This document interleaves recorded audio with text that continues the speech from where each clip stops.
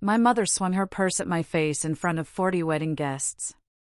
The clasp caught my cheekbone hard enough to split the skin. 2 months later, she was on her knees in my driveway, mascara running, begging me not to send one single email. This is what happened in between. "How dare you embarrass me," she hissed, the purse still swinging from her wrist like she hadn't even registered what she'd just done. "You've always been an embarrassment to this family, Reagan. Always." I'm Reagan, 29 years old, and until that night I had spent almost 3 decades trying to earn a version of love that was never actually available to me. I have a good job, a condo I pay for myself, a life that quietly works. None of that ever seemed to matter at my mother's dinner table. What mattered there was performance, and I had never learned to perform the way my sister did. My mother's name is Vivian. She sits on the board of 2 charities, chairs the spring gala at the Ashcombe Country Club, and has spent my entire life curating an image of a woman who came from old money and married well out of choice rather than necessity.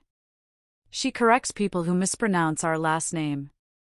She keeps a framed photo of herself shaking hands with a state senator on the mantel, angled so it catches the light. Everything about her is arranged, including her children. My father, Desmond, is a quiet man who long ago stopped fighting battles he didn't think he could win.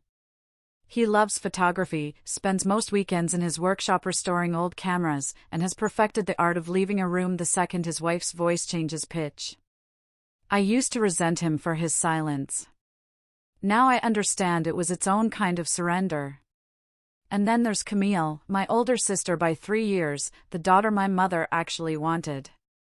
Camille married into a family with a lake house and a boat slip, throws dinner parties with place cards, and has never once in her life been told she was too much of anything. Growing up, if Camille forgot her homework, it was the teacher's fault for assigning too much. If I forgot mine, it was proof I couldn't be trusted with anything.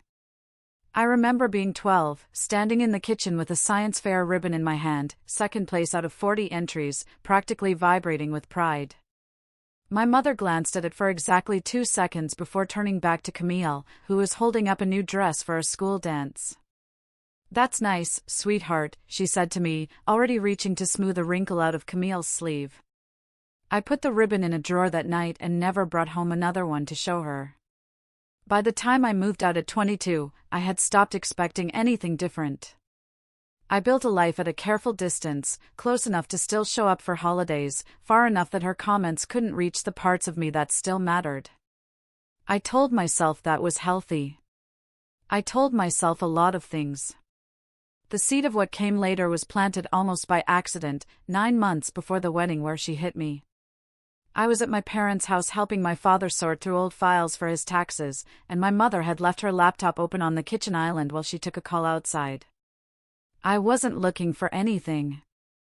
I want to be clear about that, because what I found wasn't the result of some campaign of suspicion. It was a browser tab, still open, for an online banking portal that wasn't the joint account I knew about. A different account. A different bank. A balance that made me set down the folder I was holding. I didn't understand what I was looking at yet. I didn't touch the laptop, didn't scroll, didn't open a single statement. I just stood there in my parents' kitchen with my heart going strange and fast, staring at a number that didn't belong in a life my mother had spent 30 years insisting was built entirely on inheritance and good breeding. I closed the folder of tax documents, said goodbye to my father an hour later like nothing had happened, and drove home with my hands tight on the wheel the entire way, already knowing, somewhere underneath the part of me that wanted to be wrong, that I was going to have to look closer eventually. I just didn't know yet how much closer, or how much it would cost all of us. For weeks afterward, I told myself I'd imagined the significance of it. Maybe it was a savings account for a surprise trip. Maybe it was nothing. But the number stayed lodged in my head the way a splinter stays under skin, small and constant and impossible to ignore. I am not a person who lets things go once they've started itching at me, so eventually, on a Sunday afternoon when I couldn't stand it anymore, I started looking properly. It didn't take long to find the thread once I actually pulled it. My mother had, for years, listed herself publicly as the sole heir to her family's modest estate, the story she told at every dinner party and every charity function, the story that explained the antique furniture and the private school tuition and the particular way she carried herself, like the world owed her a certain standard of living. It was, as far as I could find, mostly fiction. Her father had left behind far less than she claimed, and what little there was had been split 3 ways with siblings she never mentioned. The inheritance she'd built an entire identity around barely existed. That alone might have stayed a private, sad discovery, the kind of thing you feel strange knowing about your own mother and never bring up. But the account I'd seen on her laptop wasn't old money. It was new money, moving in a pattern I recognized because I'd spent a decade in a career that trains you to recognize patterns like it. Regular transfers, always just under the threshold that would trigger extra scrutiny, out of a joint investment account she managed on my father's behalf and into that separate account with her name only on it. Over roughly 6 years, as best I could reconstruct it from what I could access and what my father later confirmed without knowing what he was confirming, the number came to just over $180,000. Money quietly siphoned out of my parents' retirement savings to fund a lifestyle and a daughter that neither of them could actually afford on paper. I sat with that knowledge for a long time. I want to be honest about how long, because I think it matters. It wasn't a week. It was closer to 7 months. I told no one, not even my closest friends, because some part of me kept hoping I'd find an explanation that made it smaller than it looked. I watched my mother at Thanksgiving that year, laughing at the head of the table, refilling Camille's wine glass, and I felt something cold settle into place where sympathy used to live. I decided, somewhere in those months, that I wasn't going to be the one to blow up my family over a discovery I hadn't gone looking for. If she wanted to keep living inside a story she'd built, I would let her, as long as it stayed contained to her own choices and didn't reach out and touch mine. Which is why the wedding should never have happened the way it did. It was Camille's sister-in-law's wedding, out at a vineyard 40 minutes outside the city, the kind of event my mother had been planning her outfit for since the invitation arrived. I almost didn't go. I'd been keeping careful distance from all of them for months by then, polite at holidays and absent everywhere else, and some instinct told me to stay home that night. But my father asked me personally, quietly, in a way he rarely did, and I couldn't say no to him. I should have listened to the instinct. The trouble started over something almost embarrassingly small. I'd brought a +1, a coworker I'd been quietly seeing for a few months, and my mother had decided somewhere between the ceremony and the reception that his presence was an inconvenience to whatever image she was managing that evening. She cornered me near the bar during the cocktail hour, smiling for the benefit of anyone watching, her voice pitched low and sharp in the way I'd learned as a child meant real trouble was coming. Why hadn't I told her I was bringing someone? Didn't I understand this was an important night for the family? Couldn't I, for once, think about someone other than myself? I told her, calmly, that I hadn't realized I needed permission to bring a date to a wedding. It was such a small thing to say. I still don't fully understand what happened in her face in the half-second after I said it, what switch flipped, what 6 years of buried money and 30 years of maintained fiction finally cracked under. I only know that her hand moved before either of us seemed to decide it would. The purse caught me across the cheekbone, the metal clasp opening a thin line of skin just below my eye before she even seemed to register what her own arm had done. The sound of it, leather against bone, was louder than I expected, loud enough to cut through the string quartet and the clink of glasses and the low hum of 40 conversations happening at once. Everything near the bar went silent in the particular way a room goes silent when it senses something it isn't supposed to be watching. "How dare you embarrass me," she said, her voice pitched to carry now instead of hide, the mask of the gracious mother of the bride's friend slipping entirely off her face. "You've always been an embarrassment to this family, Reagan. Always." I stood there with my hand pressed to my cheek, feeling the sting spread, feeling 40 pairs of eyes land on me at once. Camille was near the dessert table, and I watched her take out her phone, not to help me, not even out of shock exactly, but with the reflexive instinct of someone who has spent her whole life understanding that a moment like this is content. My father was somewhere behind me. I didn't turn to look for him. I already knew, the way you know things about people you've watched disappoint you for 30 years, that he wouldn't move. I want to tell you I screamed, or cried, or did something that matched the size of what had just happened to me in public, surrounded by strangers and the smell of peonies and vineyard dust. I didn't. Something in me went very quiet instead, the way a house goes quiet right before a storm actually arrives, all the noise sucked out of it at once. I looked at my mother, at her chest still rising and falling too fast, at the small dark spot of my own blood on the corner of her purse, and I felt the 7 months of restraint I'd been holding on to simply stop mattering. Real family doesn't act like this, I said, quiet enough that only she and the people closest to us could hear it clearly, but steady in a way that made her flinch harder than the shouting would have. You should remember that the next time you want to talk to me about embarrassment. I didn't wait for her response. I found my coworker, told him we were leaving, and walked out of that reception with my hand still pressed to my face, gravel crunching under my heels the entire way to the car. Nobody followed me. Somewhere behind me I could hear my mother already recovering, already spinning it, her voice rising in performance for the guests she had left standing there, something about how emotional I'd always been, how she hadn't meant to, how I'd provoked her. I didn't need to hear the rest to know exactly which story she'd tell. I didn't cry until I was 2 miles down the highway, and even then it wasn't the crying I expected. It wasn't grief exactly.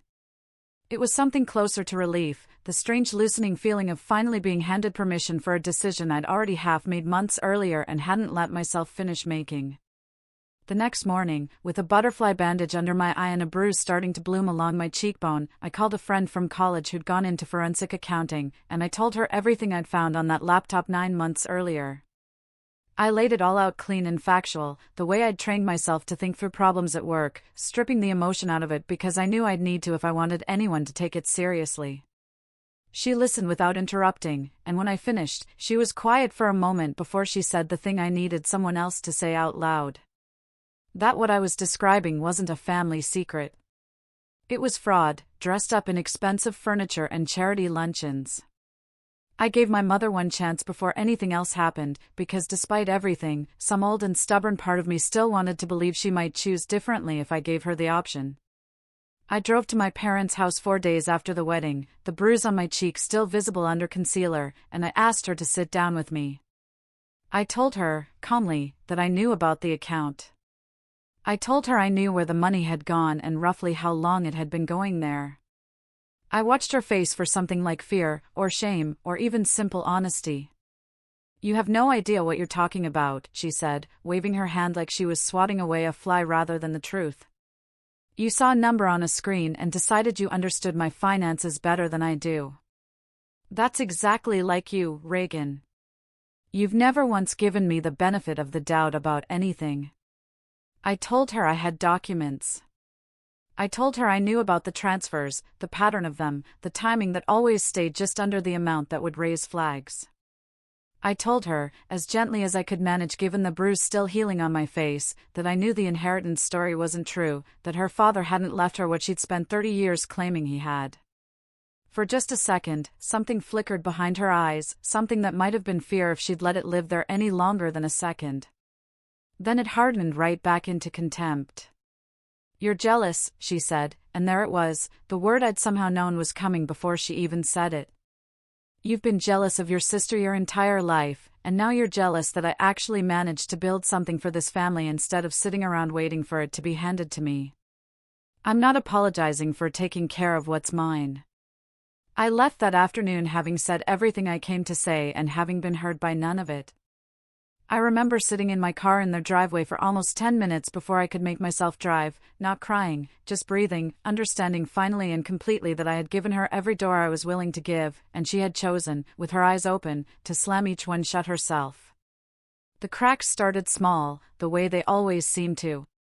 A friend of mine sat on the same regional arts board my mother had recently joined in an advisory capacity, and without naming names or motives, I mentioned, factually and carefully, that if anyone ever wanted to look into her handling of family and charitable funds, they might find some irregularities worth a closer look. I didn't fabricate anything. I didn't need to. I simply handed a real accountant a real trail and let a real process begin somewhere far outside my mother's control. 3 weeks later, my father called me, his voice strange and clipped in a way I hadn't heard before, asking if I knew anything about a letter that had arrived from their financial advisor requesting a meeting to discuss discrepancies in their retirement accounts. I told him only that I thought he should go to that meeting and ask a lot of questions. He went quiet on the phone for a long moment, and I could hear, even through the silence, that some part of him already suspected what he was going to find. Around the same time, my mother's social calendar started thinning in ways she clearly hadn't planned. A charity luncheon she usually hosted got quietly moved to another chair's house. A board call she was supposed to lead got rescheduled without her. She mentioned none of this to me directly, but Camille did, calling me one evening with a tone somewhere between accusation and confusion, asking if I knew why Mom seemed so on edge lately, why she'd snapped at their father twice at dinner, why she'd started making comments about people turning against her for no reason. I told my sister I didn't know anything, which by that point was only barely a lie. My mother, true to form, never once considered that the walls closing in around her were the direct result of her own choices. Instead, she began telling anyone who would listen that her jealous, resentful younger daughter was trying to destroy her reputation out of spite, that I had always resented her success and her closeness with Camille, that I was, in her words to more than one mutual acquaintance, unwell. I let her say it. I understood, even then, that every word of that story was going to make the moment it finally collapsed land that much harder. The spring gala was 6 weeks after our conversation in her driveway, the same event she'd chaired for the past 4 years, the crown jewel of the image she'd spent decades constructing one careful lie at a time. She had no idea, walking into that ballroom in a dress that cost more than most people's monthly rent, that the accountant reviewing her charity's books had finished his report 2 days earlier, or that a very specific set of documents had quietly made their way into the hands of the board chair sitting 3 tables away from where she would soon be asked to stand up and give her welcome remarks. She stood at the podium in that ballroom exactly the way she'd stood at 100 podiums before, chin lifted, voice warm and practiced, thanking donors by name, gesturing toward the silent auction tables like she'd built the whole evening out of nothing but her own grace. I sat near the back, at a table I hadn't been assigned to by choice, and watched her enjoy what I already knew were the last few minutes of a version of herself that was never going to exist again after tonight. The board chair, a soft-spoken older woman named Patricia who had chaired 3 charities longer than my mother had been alive, waited until the applause for the welcome remarks had died down before she stood, thanked my mother for her years of service, and then, in a voice that stayed perfectly calm and perfectly devastating, mentioned that an independent financial review had recently raised some concerns about fund allocation over the past several years that the board would need to discuss privately before the evening continued. The room did that thing rooms do when something real interrupts something rehearsed. Every fork stopped moving. My mother's smile held for exactly 2 seconds longer than it should have. I watched it happen in real time, the recalculation behind her eyes, the split second where 30 years of performance tried and failed to find a script for this. "I'm sure there's some confusion," she started, reaching for the tone she always used, warm and slightly amused, the tone that had talked her out of 100 smaller moments. Patricia didn't let her finish.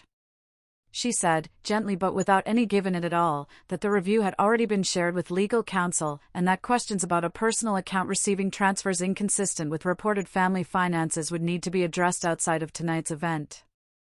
I stood up then, not to gloat, not even really to speak, just because I found I couldn't sit still for what came next.